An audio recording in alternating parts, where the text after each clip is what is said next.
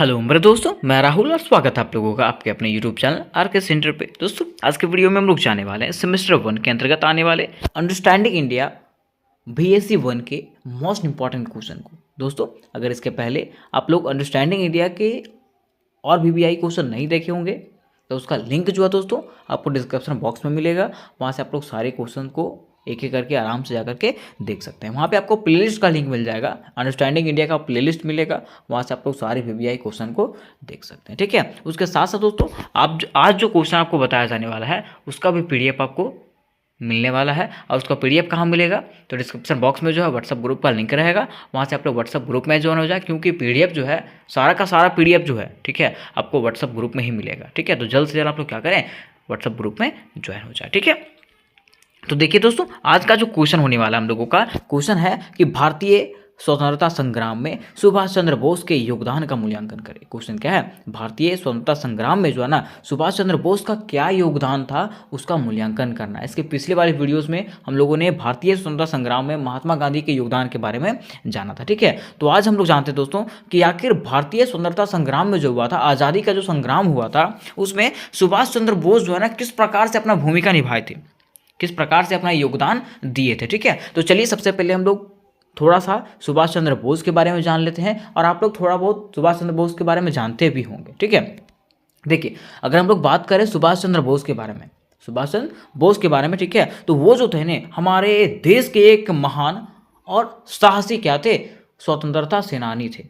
कौन, सुभाष चंद्र बोस। ठीक है, हम लोग को स्टार्टिंग करना है भूमिका से। भूमिका में वो लिखेंगे कि सुभाष चंद्र बोस हमारे देश के महान एवं साहसी स्वतंत्रता सेनानी थे। उन्होंने क्या किया, उन्होंने अपना नाम जो है ना, उन्होंने अपना नाम अपनी वीरता और बहादुरी से इतिहास के पन्नों में अमर कर दिया।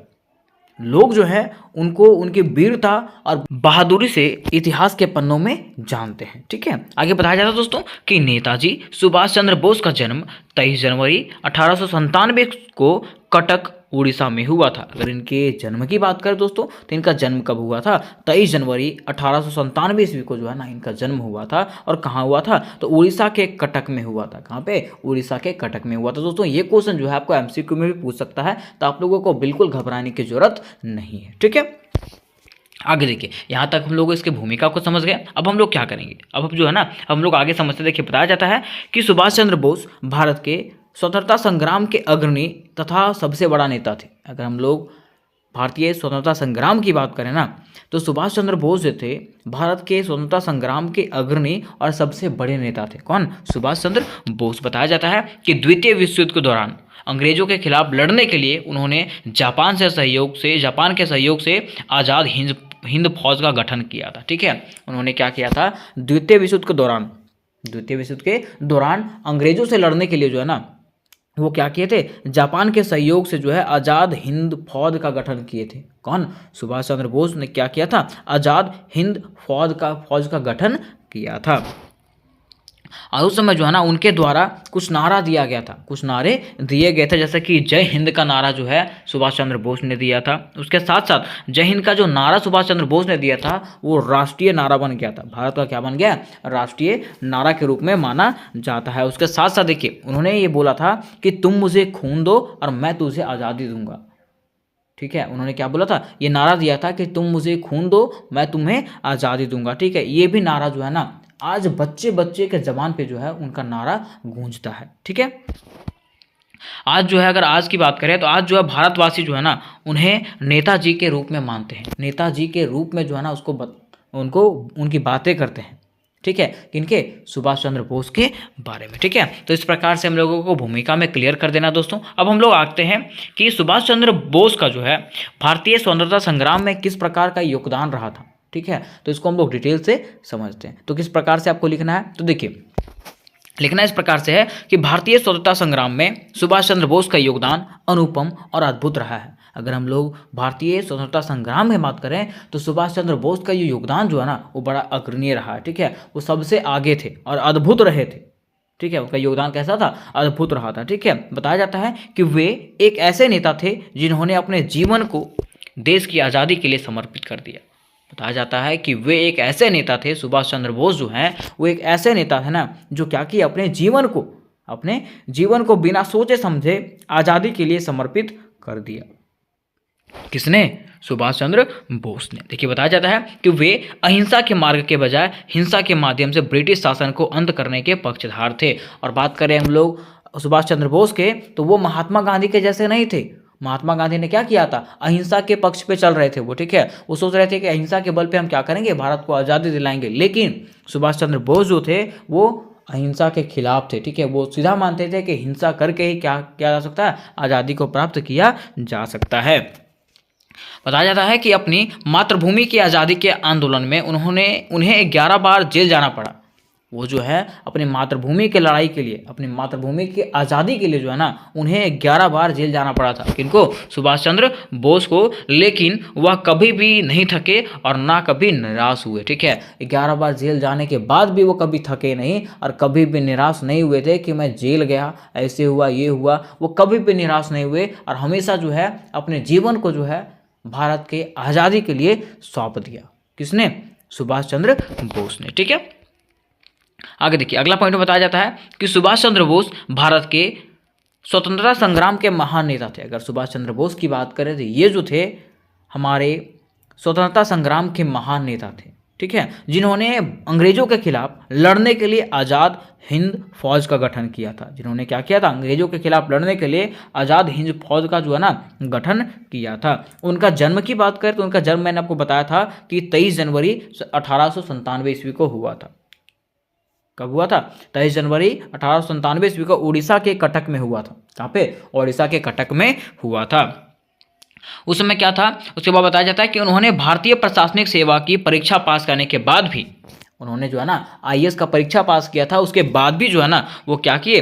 वो त्याग दिए, ठीक है। आईएएस के परीक्षा को त्याग दिए, ठीक है। उनके पद को त्याग करके जो है ना देश के आज़ादी के लिए, देश के आज़ादी के लिए जो है ना कार्य करने का फैसला लिए। कौन? सुभाष चंद्र बोस, ठीक है। तो इस तरीके से हम देख सकते हैं कि इनके अंदर जो था कैसा जज्बा था हमारे भारत को आज़ाद करने का, हमारे भारत को स्वतंत्र करने का कितना जज्बा था इनके अंदर, ठीक है। इसलिए जो है आज बच्चों के मुंह पे जो है ना, जबान पे जो है इनका नाम आता है, सुभाष चंद्र बोस का इनके नारा आता है, ठीक है।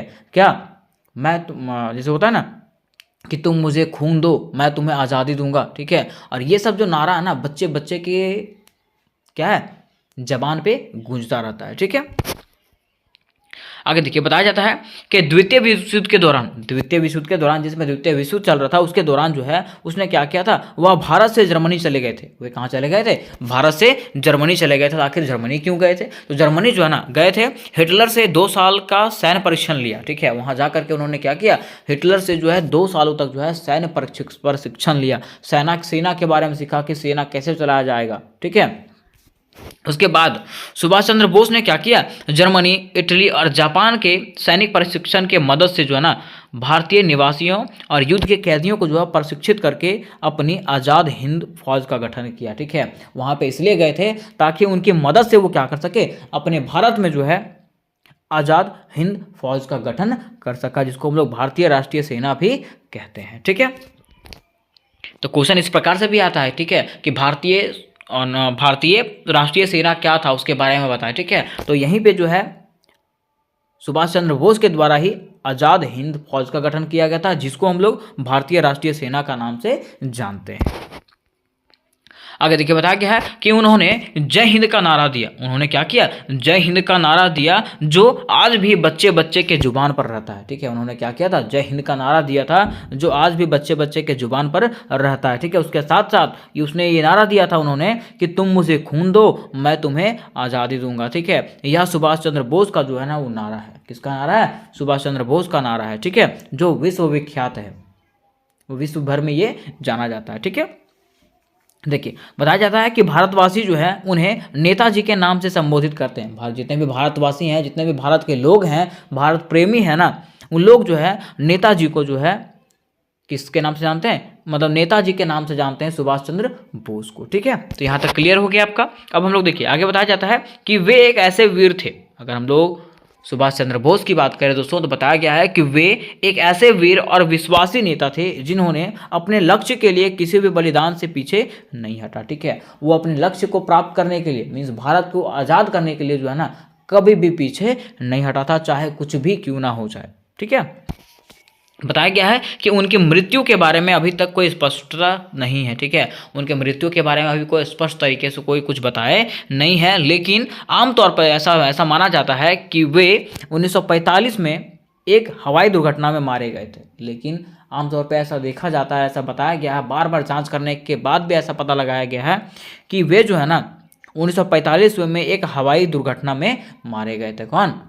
सुभाष चंद्र बोस। ठीक है, अब देखिए थोड़ा सा ये यहाँ तक तो हम लोग जान गए कि कैसे वो अपने स्वतंत्रता संग्राम में जो है महत्वपूर्ण भूमिका निभाए। ठीक है, अब कुछ महत्वपूर्ण बिंदुओं को जो है ना हम लोग देख लेते हैं कि किस प्रकार से इन्होंने योगदान दिया था। जो ऊपर में हम लोग क्वेश्चन जाने उसी के अनुसार से यहाँ पे हम लोग जानते हैं। ठीक है, देखिए पहला पॉइंट बताया गया कि सुभाष चंद्र बोस ने भारतीय प्रशासनिक सेवा IAS का परीक्षा जो है उत्तीर्ण किया था, मतलब वो पास किया था। IAS का परीक्षा जो है पास किया था, उसके बावजूद भी जो है अपने देश की आज़ादी के लिए लड़ने के लिए उन्होंने क्या किया था, ये पद को छोड़ दिया था। किन्होंने? सुभाष चंद्र बोस ने। ठीक है, फिर देखिए दूसरा पॉइंट बताया गया है कि वे भारतीय राष्ट्रीय कांग्रेस के अध्यक्ष भी रहे थे। वे जो है ना भारतीय राष्ट्रीय कांग्रेस के क्या थे? अध्यक्ष भी थे। लेकिन बाद में जो है उन्होंने अपना अलग पार्टी फॉरवर्ड ब्लॉक का स्थापना किया। लेकिन बाद में क्या किया? उन्होंने अपना अलग पार्टी का निर्माण किया जिसका नाम क्या था?